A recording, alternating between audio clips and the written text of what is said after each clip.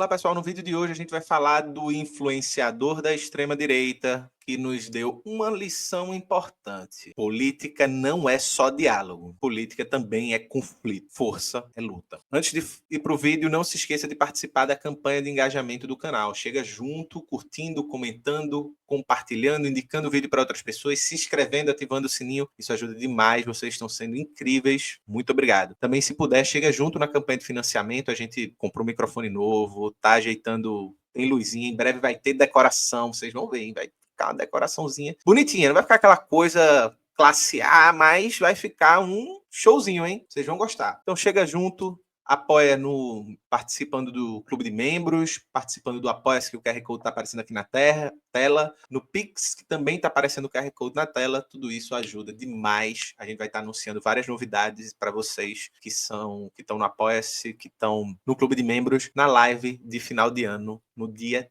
30. Beleza? Valeu, simbora pro vídeo.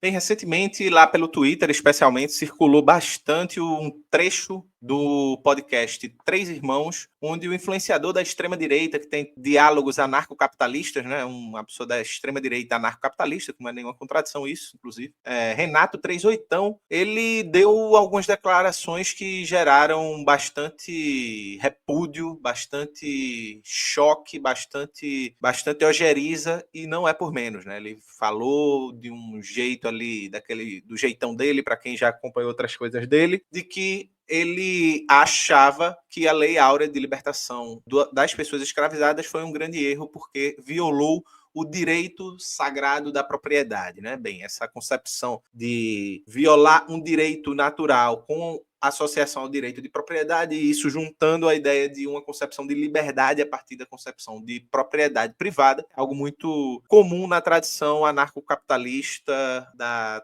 tradição libertária, de certa forma, mais radical, mais conservadora, mais reacionária que tem. É óbvio, né? Todas essas vertentes ali ligadas, de certa forma, ao que a gente conhece por neoliberalismo, que é amplo, né? Você está falando de anarcocapitalista, libertários, marginalistas, ordocapitalistas, enfim, tem uma série de vertentes que se confluem, de certa forma, dentro desse espectro neoliberal. Ao seu modo, elas tendem a um conservadorismo muito grande e a um reacionarismo em muitos momentos e por diversas questões. Mas, antes de mostrar o trecho para vocês, o que eu vou fazer aqui é tentar usar esse trecho para explicar uma coisa muito fundamental, que, pelo menos ao meu ver, parece que a política das esquerdas brasileiras, principalmente a esquerda hegemônica, perdeu de vista, que é: política não é só diálogo. Política não vai produzir necessariamente consenso. Às vezes não tem consenso. E não tem consenso não é porque faltam condições para produzir o consenso. É porque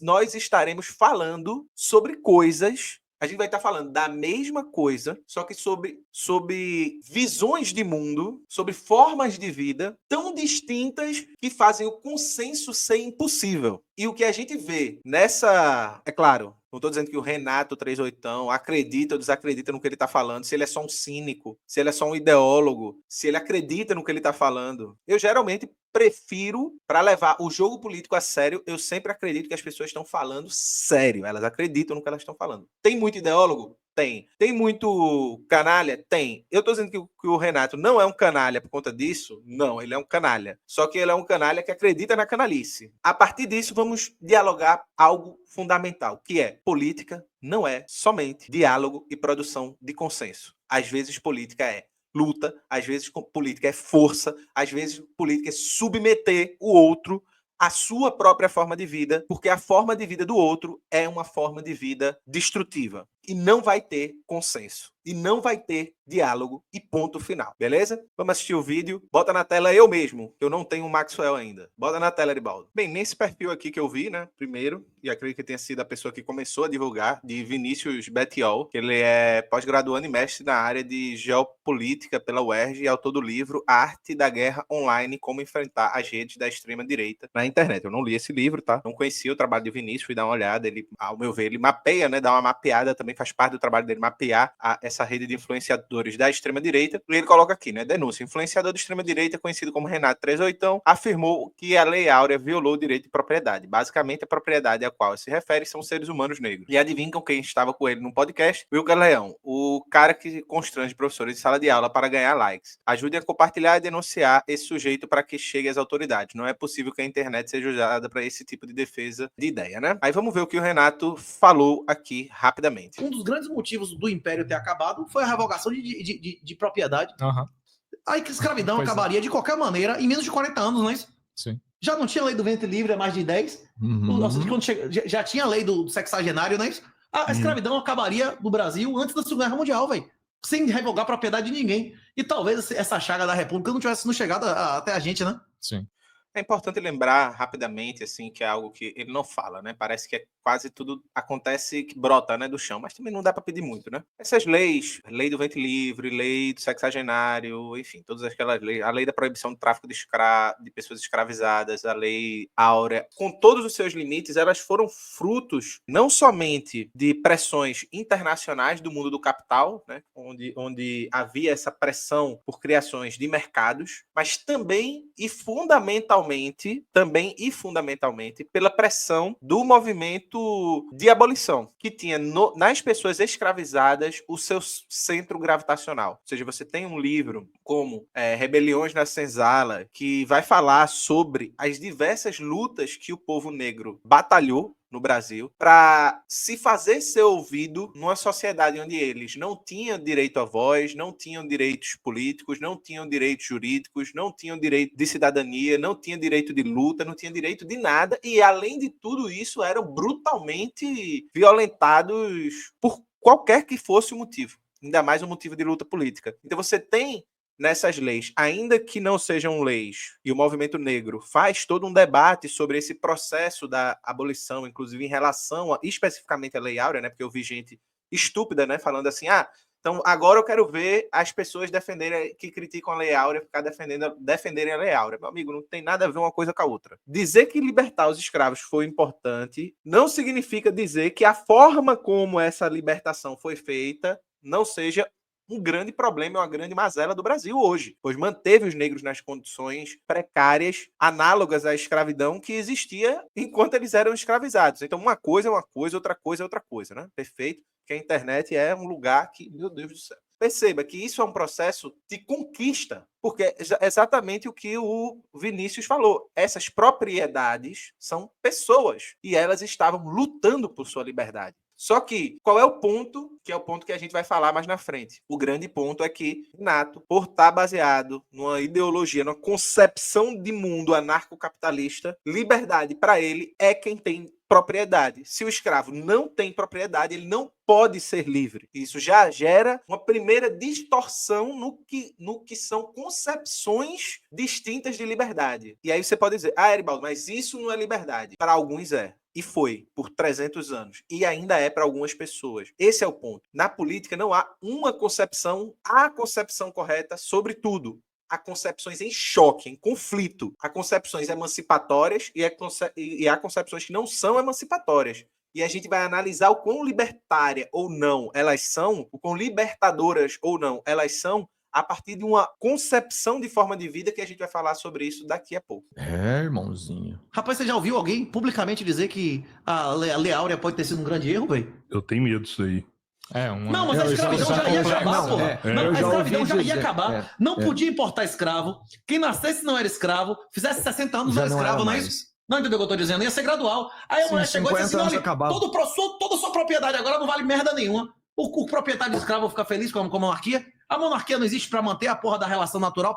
Amigo, eu quero que o proprietário de escravo e a monarquia se lasque, né? É isso. Mas, enfim, né? Pra garantir seus direitos, como é que ela revoga sua propriedade sem indenização, porra? Hein? E aí a Lei Áurea foi um equívoco, então. Rapaz, foi uma lei que violou direitos de propriedade estabelecidos, que trouxe insegurança jurídica e impopularidade à Casa Imperial, não é isso? Trouxe popularidade e revogar a propriedade das pessoas? Hein? Não tem como, né? Até porque a propriedade Olha, se amanhã o governo disser, rapaz, a distribuição de terra... Veja que o outro rapaz do podcast iria dizer, até porque a propriedade é um bem, e aí o Renato corta. Possivelmente iria dizer, propriedade é um bem importante, ou propriedade é um bem sagrado, etc. Então, essa é um pouco a lógica, e a gente vai falar sobre isso. Mas no Brasil, ela foi justa ou injusta? Injusto. Então pronto, vamos acabar a propriedade de terra nesse país e a gente vai... Foi injusta. Sim, vamos acabar com a propriedade de terra. Que propriedade de terra? É toda propriedade de terra, né? Vamos ver o que é que ele diz. fazer igual a China e leiloar a merda toda. A maioria das pessoas vão até considerar justo, mas qualquer um que tem um pedacinho de terra vai ficar puto, né? Qualquer um que tenha um pedacinho de terra não vai ser expropriado num processo como esse, por exemplo, né? Enfim, seriam os grandes proprietários de terra, os grileiros que fizeram grandes latifúndios em detrimento do direito que as pessoas têm de ter o seu pedacinho de terra. A pessoa que tem o seu pedacinho de terra vai continuar tendo o seu pedacinho de terra. Então essa é a questão. Mas é isso, assim, né? Há uma igualização, né? A concepção anarco-liberal. E a concepção liberal já tem essa concepção de que propriedade é propriedade, seja a propriedade gigante, a do latifundiário, ou a do pequeno proprietário, do microproprietário de terra. Então todos são iguais, porque todos são proprietários, iguais entre aspas. Em última instância, mesmo o não proprietário de terra, a pessoa que não tem propriedade, como eu, como você, enfim, não sei se você tem, aí tá me ouvindo, se você tiver alguma propriedade, parabéns, você é um proprietário. Mas ainda assim, nós temos alguma propriedade, que é a propriedade sobre nós mesmos. Ou seja, eu sou dono do meu próprio corpo, né? Eu sempre lembro de uma música que eu gosto muito, né? Que é do Francisco El Hombre, né? Que diz, eu sou o meu próprio lar, né? E aí vem Freud e diz, não é não. É isso, assim, Freud quebra um pouquinho o direito de propriedade sobre você mesmo, né? Você não é tão dono de você quanto essa tradição filosófica nos fez crer, né, de que eu sou dono de mim mesmo e, portanto, eu posso gerir a mim mesmo completamente autônomo e livre de qualquer interferência externa, social, moral e assim por diante. É isso ou não? É mentira o que eu tô dizendo aqui, Leão? Não. Quem tem uma casa vai dizer, vai se fuder, a casa é minha, não é isso ou não? Você tem que revogar a propriedade do vizinho, não é isso como aquela comunista que tem 2 vacas, não é isso como é? Não tem essa conversa? Antes de mais nada, é importantíssimo dizer que na teoria política ligada à teoria crítica, né, quando a gente fala sobre política, a gente entende política como um conflito de formas de vida. O jogo político superficial é esse jogo político do diálogo entre o entendimento. Por quê?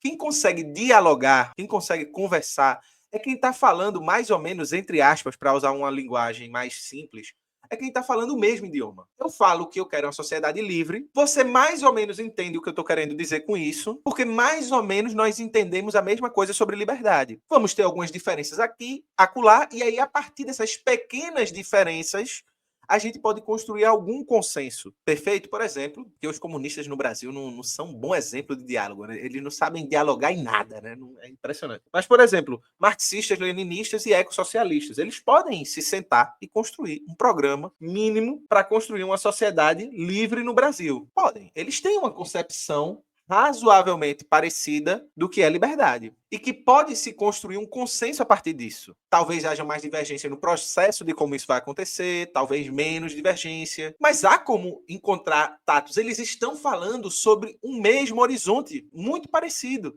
De uma sociedade pós-capitalista, de uma sociedade sem classes. Você tem como construir mediações para produzir consenso. Essas mediações, necessariamente, elas levam em conta uma similaridade gramatical. Eu sempre uso muito o termo gramática aqui, vocês devem perceber, e que eu, às vezes, acho sempre que não sou bem compreendido quando falo isso, mas não tem uma palavra melhor.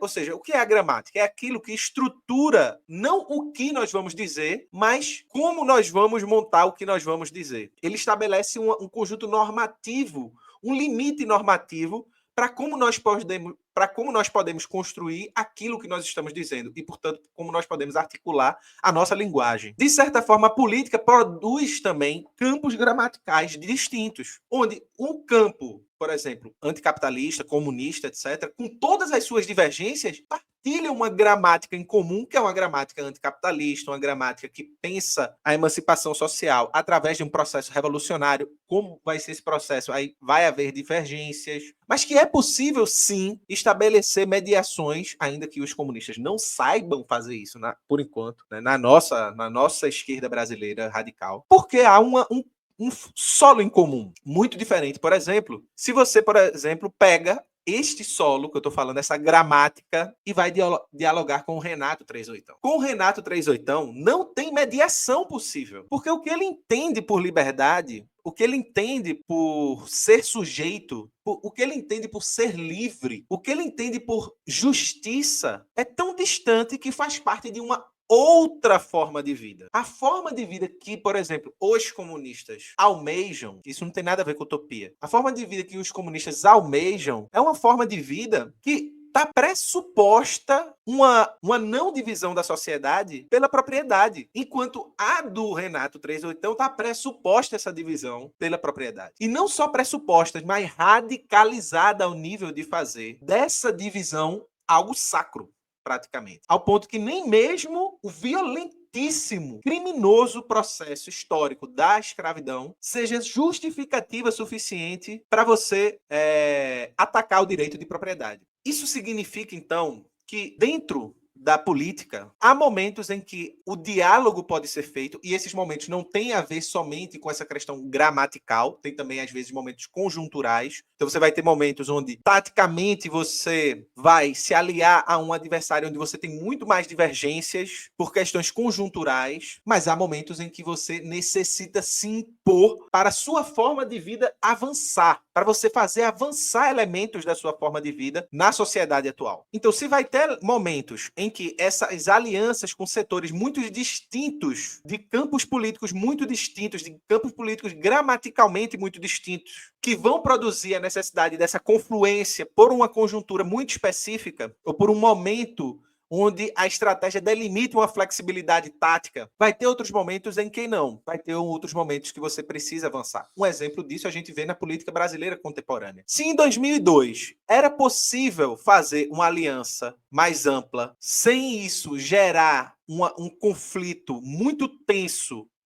no poder político, por exemplo, como Lula fez na sua eleição de 2022, com um arco de aliança gigantesco, fazendo conciliações para lá, para cá, trazendo políticas públicas importantes, mas também, ao mesmo tempo, trazendo enormes benefícios para diversos setores da burguesia nacional, do mercado financeiro, e etc, etc. E isso funcionou mais ou menos bem, até um certo momento, no sentido de que não havia grandes pressões e as pressões que houveram conseguiram ser dribladas com uma facilidade um pouco maior. Hoje isso não dá. E aí, nesse momento que não dá, é onde o PT não sabe fazer outra coisa a não ser dialogar e buscar um consenso impossível de ser alcançado. E aí, quando o consenso é impossível de ser alcançado, existe um problema que é: ou você impõe o que você quer, ou alguém vai impor em cima de você o que essa pessoa quer, o que esse grupo quer. E o que tem acontecido é que está sendo imposto ao governo e à esquerda hegemônica um programa que, como vimos na eleição, não é o dele, ainda que o PT tenha um histórico de estelionato eleitoral não recente. Mas o que a gente vê mais ou menos, para dar um exemplo, né, para ficar didático, é isso.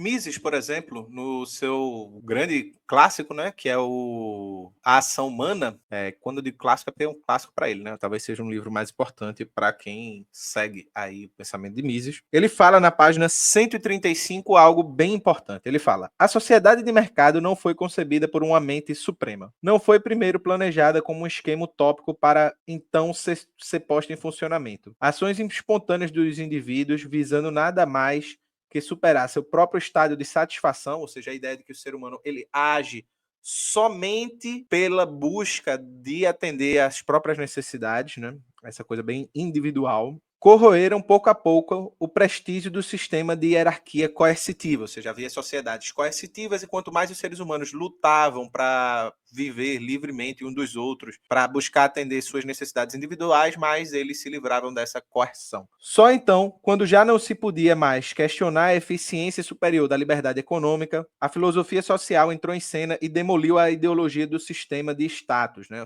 Ali com a ascensão da filosofia moderna. A supremacia política dos defensores da ordem pré-capitalista foi neutralizada com guerras civis. A própria economia de mercado não foi um produto da ação violenta. E primeiro diz que a supremacia dos defensores da ordem pré-capitalista foi o fruto da guerra civil e depois de que a economia de mercado não se pôs de modo violento, né? Ela foi posta pacificamente com canhões. A própria economia de mercado não foi de fato produto de ação violenta. Aí ele coloca com destaque de revoluções, mas de uma série de pacíficas mudanças graduais. As implicações do termo revolução industrial são completamente enganosas. Então, a ideia de Mises é de que, mesmo que haja, né, e essa contradição que ele usou aqui, quase como um ato falho, né, na escrita do seu texto, de falar da imposição por guerra, né? E depois falar que essa ordem foi estabelecida de maneira pacífica, né? Quase que natural, de maneira gradual, mostra bem como a violência usada para a instauração da ordem do capital, e essa violência, inclusive sobre o outro, inclusive sobre expropriações e etc, etc, né? As workhouses, as casas de vadiagem, os cercamentos e coisas do tipo que a gente viu e estuda quando vai falar sobre a transição da idade feudal para o capitalismo. Você vê, na verdade, que esse processo, se você pega ali, por exemplo, o capítulo 24 do Capital, você vê o quão violento foi esse processo. Você pega, por exemplo,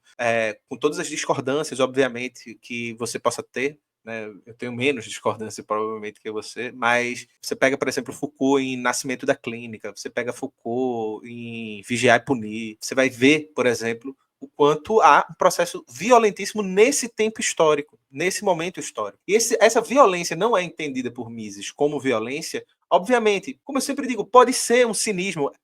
É tentador a gente dizer, porque a gente acredita muito que isso é uma violência, de que a outra pessoa olha isso e diz que isso não é uma violência só porque ele é um escroto, desgraçado, miserável. Ele era um escroto, desgraçado, miserável, mas que acreditava na escrotice dele. Esse é o ponto. Ele acredita que aquilo ali não é de fato violento, não é violento para ele, não é violento para os dele, pode ser violento para outras pessoas, mas aí essa violência não é uma violência imprimida propositalmente, é o resultado do próprio desenvolvimento dessa sociedade. E aí, portanto, cada um lide com o seu BO, cada um lide com as mazelas que esse sistema pode ou não ocasionar para você e pode ocasionar para qualquer um. Esse é o ponto. Essa é a concepção de liberdade que está de fundo e que fica explícita de maneira ainda mais evidente em outro texto de outro importante economista neoliberal. Hayek, nos Fundamentos da Liberdade, ele vai falar na página 14 um arremate disso que eu estou tentando falar. Então, o que ele entende, o que esses autores entendem por ser livre?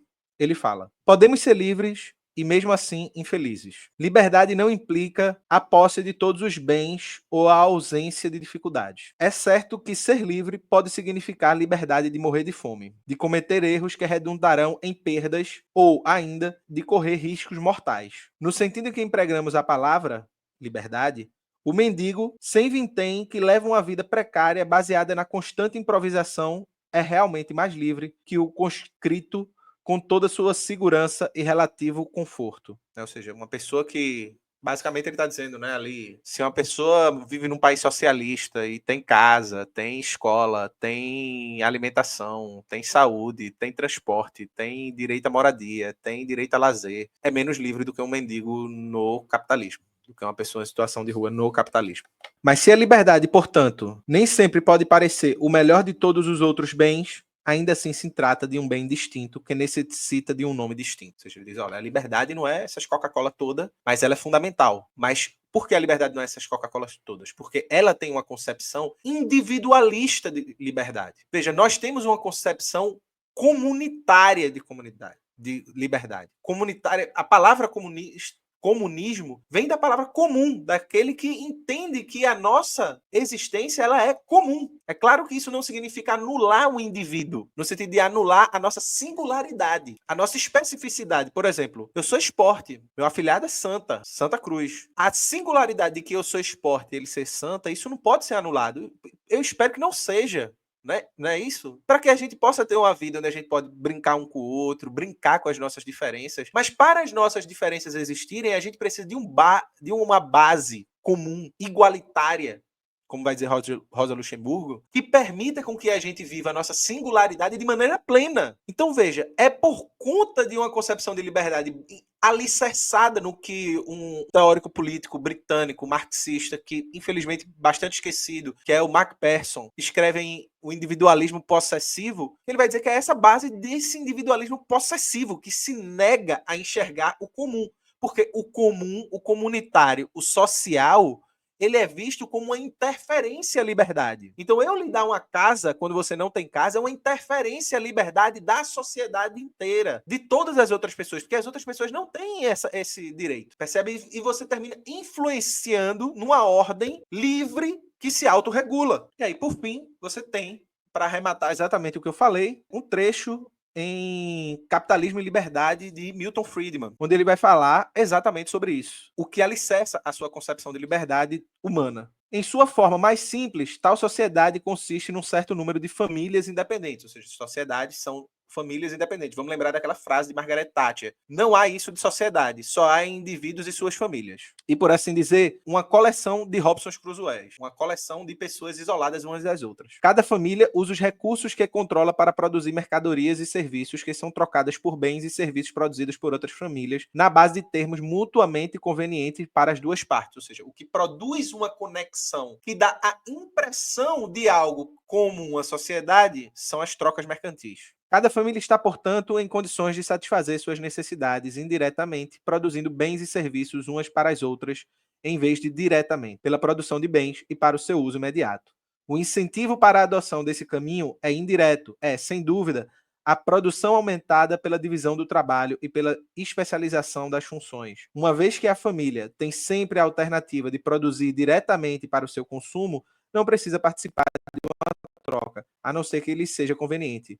Portanto, nenhuma troca terá seu lugar, a não ser que ambas as partes realmente se beneficiem dela. A cooperação, pois, é obtida sem a coerção. Então você veja tipo de concepção de sociedade baseado na propriedade, na produção do sujeito que é individual e, portanto, tanto o que é próprio como aquilo que ele produz passa a ser sagrado porque é inviolável do sujeito, a ponto de que, se radicalizado, você vai ter, isso já aconteceu em outros momentos, o Instituto Mises soltando postagem no Facebook, agora o Renato 38 postando essas coisas racistas e absurdas, de que o direito à propriedade é tão sagrado acima do direito das pessoas lutarem pela sua liberdade. Mas veja, quando eu digo as pessoas lutarem pela sua liberdade e eles falarem do direito que a pessoa tem de ter a sua propriedade livremente, nós estamos falando de coisas tão distintas que não há a possibilidade de diálogo. O que é que a gente faz com essas pessoas que não têm a possibilidade de diálogo? Impõe que a nossa forma de liberdade será a liberdade. Senão eles vão impor a deles, como fizeram na história. Teve séculos de escravização do povo negro. Vai aparecer um abestalhado da extrema-direita e dizer, mas os negros te escravizavam. Meu filho, vá se lascar, meu irmão. Vai estudar, bicho. Pelo amor de Deus. Mas, enfim...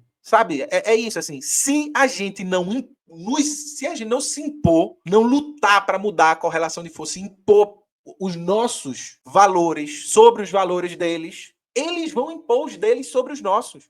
E os deles são esses, racistas, misóginos, elitistas, exploradores, opressores, produzindo uma sociedade desigual. Então, ou a gente para de amorzinho, ai, vamos conversar, ai. Ou a gente para desse abilolamento, como a gente chama aqui em Pernambuco, dessa tabacudice de achar que política é ficar bajulando e sendo bajulado. Vai ter momento, o diálogo é uma peça fundamental na política. A produção de consenso é importantíssima. Gramsci já falou disso. Dito isso, política não é só isso. Política também é a capacidade da gente saber usar, na hora certa, no momento certo, a força. E quando eu digo a força, não é só o tapão na cara, não. É se impor. A palavra também pode ter força, pode produzir trincheiras, pode ser violenta. E é por isso que a tradição comunista fala da violência revolucionária. Não só da violência revolucionária no sentido do direito à autodefesa, que está lá em Locke.